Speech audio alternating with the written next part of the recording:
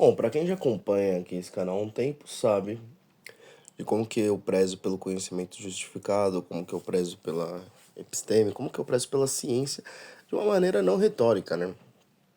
Porque o que a gente mais vê aí, não só na internet afora, mas também no jornalismo, é uma dogmatização da ciência, né? Que até, em certo aspecto, anticientífico. E hoje eu vou falar quais são os possíveis sentidos de questionar a ciência e até que ponto questionar a ciência seria, portanto, científico. Certo. Eu já falei algumas vezes sobre o desenvolvimento da ciência, justamente no seio da patrística escolástica, como basicamente o desenvolvimento de sumas, a atualização do status questiones e a análise das teses concorrentes, justamente que deram origem às múltiplas hipóteses nas ciências naturais, e esse teste de hipótese, tá certo? E também da tendência crescente a reduzir as ciências sociais às ciências de mensurabilidade, tal qual as ciências naturais, ignorando aspectos fundamentais que não são propriamente mensuráveis, tá? Mas vamos falar um pouco sobre os sentidos que pode se questionar a ciência. O primeiro deles que a gente pode falar de questionar a ciência pode ser basicamente o questionamento do atual consenso científico. E isso é complicado porque se você pegar e negar, por exemplo, né, a capacidade de se questionar o atual consenso científico, você percebe que, por exemplo, a gravitação geral já foi consenso científico até chegar à relatividade geral, né, justamente a universalidade da física newtoniana, certo, para outros planetas. Outra coisa que já foi consenso científico também foi a regularidade não probabilística da física, né, dos fenômenos naturais que a física estuda, até começar-se a estudar mais a fundo a física quântica, né, que seria basicamente a física subatômica das partículas que formam o átomo e das partículas que formam as partículas que formam o átomo e por aí vai, certo? Do universo subatômico, basicamente. Então, já temos aí mais um problema, já temos mais uma, um exemplo, né, da história da ciência em que o consenso científico estava errado ou pelo menos não tão certo, né? Então a gente percebe que assim, esse desafio do consenso científico, que é um consenso difícil de se obter, que é principalmente quando a gente fala em ciências sociais, ciências naturais, nem tanto, né? Isso depende muito dos impasses do desenvolvimento, não só tecnológico, mas também teórico das ciências naturais. Nas ciências sociais é um pouco mais comum do que nas ciências naturais você ter esse tipo de falta de consenso, porque justamente as interpretações, as filosofias, as visões de mundo sobre a natureza humana, elas vão influenciar muito, né?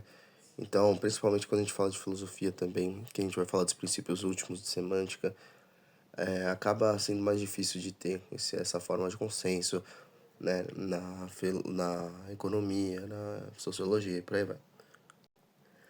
Aí agora, qual que seria o outro sentido que a gente poderia pensar em questionamento da ciência? Poderia ser, por exemplo, o questionamento da episteme, né? Que seria o questionamento mais amplo da ciência. Seria basicamente a filosofia moderna, ela bebe um pouco disso, né? Eu não vou dizer que seria basicamente filosofia moderna, porque eu não vou reduzir todos os modernos a isso.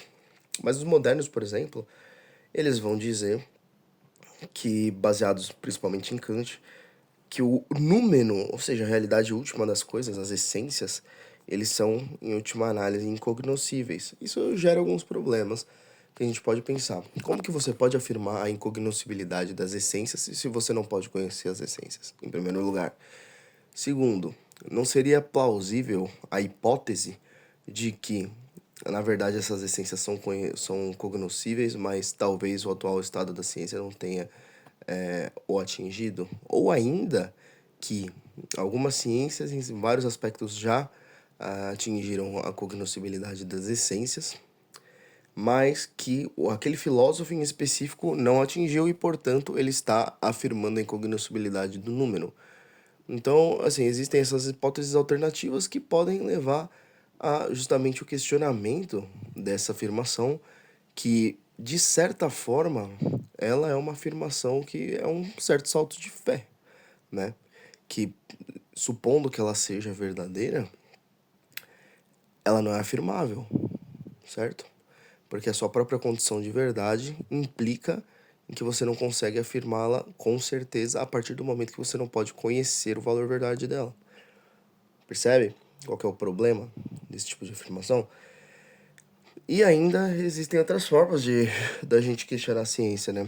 Ou você pode dizer, por exemplo, que alguma teoria específica que tem alguma validação na empiria é um conhecimento que não é verdadeiro, porque aquele conhecimento ignora outras variáveis e por aí vai. Mas você precisa, em todos esses casos, ter uma boa fundamentação em filosofia e, justamente, na ciência que você está analisando para fazer aquele tipo de questionamento.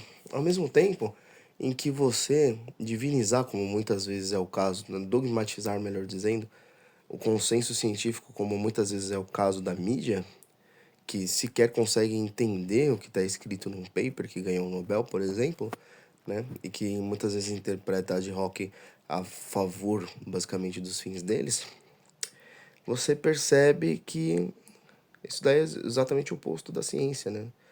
Então, assim, questionar a ciência é um negócio válido? Sim, a partir do momento que faça isso com algum método, né? Realmente com uma inteligência, não apenas questionar por questionar ou por algum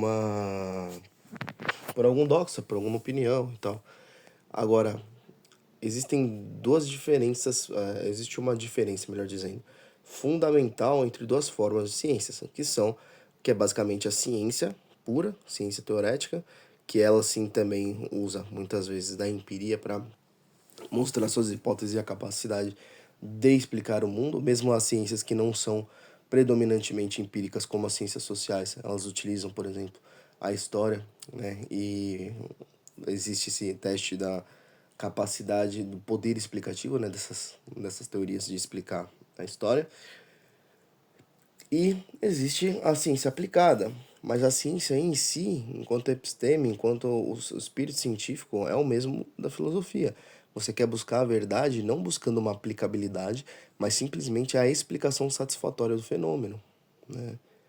E aí, essa explicação satisfatória do fenômeno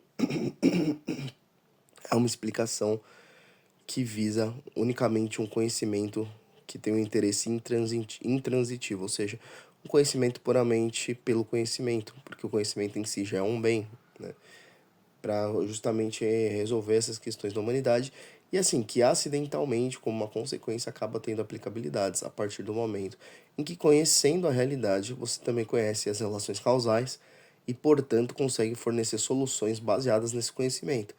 E é exatamente isso que também complica um pouco mais aquela ideia de que a essência dos fenômenos, o número, né, a essência das coisas, se ela for realmente incognoscível, então não faz sentido, até essa ideia também moderna, de que a gente consegue aplicar a ordem que está na nossa mente à realidade externa, de uma maneira até mágica. Porque se fosse o caso, sem conhecer a realidade em si, a gente não saberia sequer como alterá-la ou usá-la a nosso favor, em primeiro lugar. É justamente o que o Mises fala, por exemplo, que o critério para ele, justamente da realidade, né, basicamente, das ciências, é que a aplicabilidade mostra, é uma visão utilitarista, né, não é a visão que a gente defende, não é a visão da ciência, mas que se existe alguma utilidade é porque de fato aquilo corresponde à realidade. Caso contrário, aquela utilidade efetiva, objetiva, ou seja, o nexo causal objetivo, não existiria em primeiro lugar, né? E aí a gente entra justamente na conclusão, que é o quê? Sobre essa questão de questionamento da ciência e questionamento da episteme em última análise. Primeiro, que a gente não pode ser nem dogmático, e segundo, que a gente também não pode ignorar o conhecimento epistêmico de uma maneira geral, ampla, né? Não apenas dos métodos das ciências naturais. Então, esse é o resumo da ópera, é a justa medida, como sempre, né? E a gente valorizar esse conhecimento, mas não achar que ele é a última palavra, até porque esse conhecimento ele está em constante purificação, constante evolução, né? Não, tem algumas coisas que elas são basicamente verdadeiras independentemente, principalmente as coisas mais genéricas e abstratas, como por exemplo as tautologias da lógica, basicamente as regras gerais da matemática e por aí vai. Então a gente tem aquilo que é imutável e a gente também tem aquilo que é imutável do ponto de vista da metafísica, e a gente tem o conhecimento que evolui, mas que é sempre orientado, em última análise, pelos princípios últimos, tá? Então, é isso. Eu espero que não tenha ficado muito maçante esse vídeo, mas é um vídeo que eu acho que é necessário fazer para gerar alguns esclarecimentos de que as coisas elas são muito mais complexas do que as pessoas fazem ser. Existe muita confusão semântica quando as pessoas tentam abordar esses assuntos, né? E nosso trabalho, o trabalho intelectual principalmente, é fazer as distinções necessárias das coisas, né? Senão tudo é um grande diálogo eu te demo, né?